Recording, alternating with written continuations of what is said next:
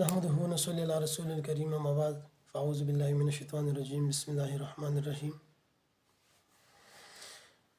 کتونکو ستاسو لپاره نن یو اهم بیان بیا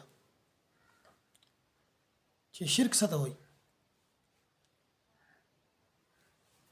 شرک مونږ خلکو په ظاهر کې پیژنو، نو مولا اورېدلی چې شرک دا پلانکي بابا له لاړ شرک وکړو، پلانکي بابا نه وغوښته شرک وکړو.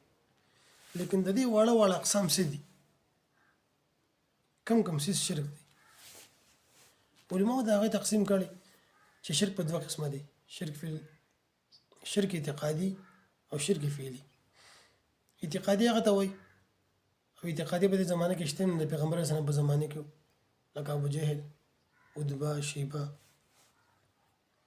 چې ښه ورته پته وه چې دا د بوتانو عبادت شرک دی، خو بیا هم کوو. ښه ورته پته ده چې دا پیغمبر څه وایي حق وایي، بیا هم نه منې کېده.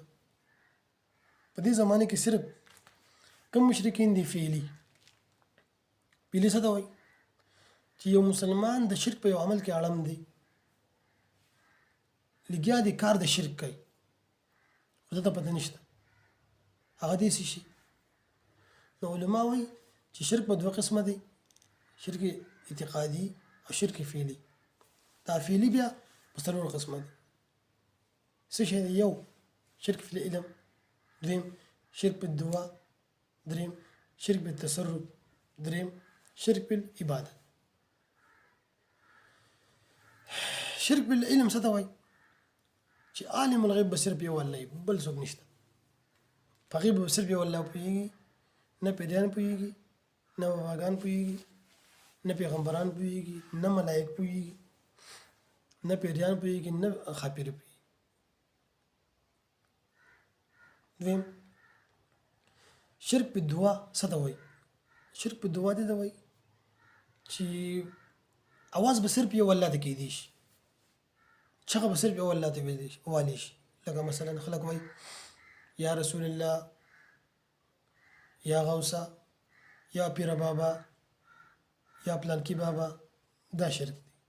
یا الله مدد، لکه خلک وایي ناره رسالت یا رسول الله، نه دا به نه ویلېږي. څنګه به وي؟ یا الله مدد. شرک په دعا څه ته وایي؟ شرک په دعا دې ته وایي چې صرف یو الله به را مدد کولی شي، بل څوک نه. دریم شرک په تصرف. تصرف څه ته وایي؟ شرک په تصرف دې ته وایي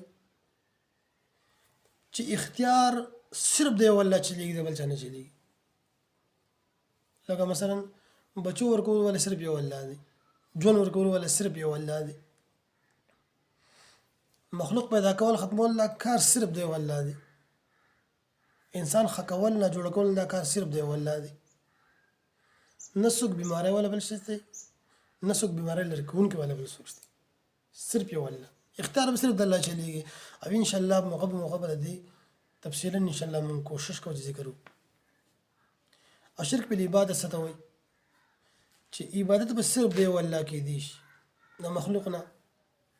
که سجده لګي صرف یو الله ته به لګي، که عبادت کوي صرف د یو الله به کوي، که غواړي صرف د یو الله نه به غواړي، د مخلوق نه.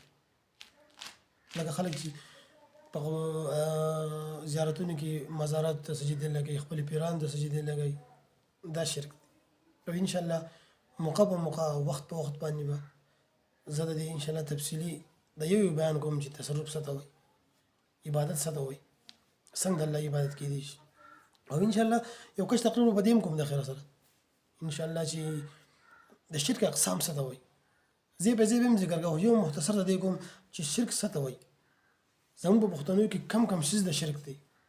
زموږ عقیده چې کم څیزونه مني دا جایز دي که نه دي. لکه مثال در باندې سپینېدل لږې کول شو، یا خلک وایي سترګې مورې به د میلمه را روان دی، یا خلک وایي که خلم کړي وایي زه چې کله ګوتی په لاس کړم زما د نکونو دا سرونه چې کله پوستک کوي دا ټیک کوي. بعضې خلک وایي ما د بچو کې تار لاس ته اچولی زما بریښ ټیک کوي. بعضې خلکو نال ټکوالي په دروازه باندې د جادو دپاره، د نظر دپاره. بعضې خلکو ښکرې لګولي د کور د پاسه د نظر دپاره. بعضې خلکو تورې جنډې لګولي د نظر دپاره چې دا نظر لرې کوي. ګاډو ته جوړېدي، سپلی جوړېدي کړي، تورې کپړې ورته جوړېندې کړې دې دپاره چې دا نظر لرې کړی دا شرک دی. قرآن د شرک مسله داسې ذکر کړې ده چې ذره یې پکې نه ده پرېښې خو چې څوک قرآن ته حکیم دي که نه زموږ سره خو نن سبا ټایم نه وي چې قرآن زده کړو د عالم نه تپوس وکړو. د عقیدې په باره کې الله دې معافي وکړي ډېر خلک څوک معلومات کوي نه او د هر سړي د خپل زړه مرضي ده نو بعضې خلک د کوڅو د خځلې راغونډوي او په کور کې لوګي کوي دا نظر ښه کوي نظر لرې کوي. داسې ډېر څیزونه دي چې هغه د عقیدې په لحاظ شرک دی د آخرت د تباهي او سبب دی څوک د هغې نه خبر نه دي. الله دې د عمل کولو توفیق راکړي په دشته باندې او انشاءالله کوشش وکړم چې مختصر تقریر او ستاسو د پیدې تقریر چې کوم شي سبب د ګناه دی کوم شي شرک دی ستاسو سره بیان کوم او ستاسو کتل به ضروري د هغې وجه دا ده چې زه تقریر ښځوم چې کم از کم تاسو یو پېره هم واورئ او د هغې نه خبر شئ او د هغه ګوره د مور او پلار حق په هېڅ جوړ نه ادا کېږي. خو عالمان وایي چې یو په دې طریقه ادا کېږي چې د هغه مور او پلار د مشرکان دي ټوله د عقیدې اصلاح وکړي د شرک نه غواړي نو په خپله مور دل پکار دی ورسره خپلو ملګرو ته خپل رشته دارانو ته خاص خپل مور او پلار خپل خویندرونو خپلو بچو ته چې کم از کم سړی خو د خپلې عقیدې نه خبر شي که نه چې عقیدې توحید څه ته وایي او شرک څه ته وایي. الله دې د عمل کولو توفیق راکړي. واخر دعوانا الحمدلله رب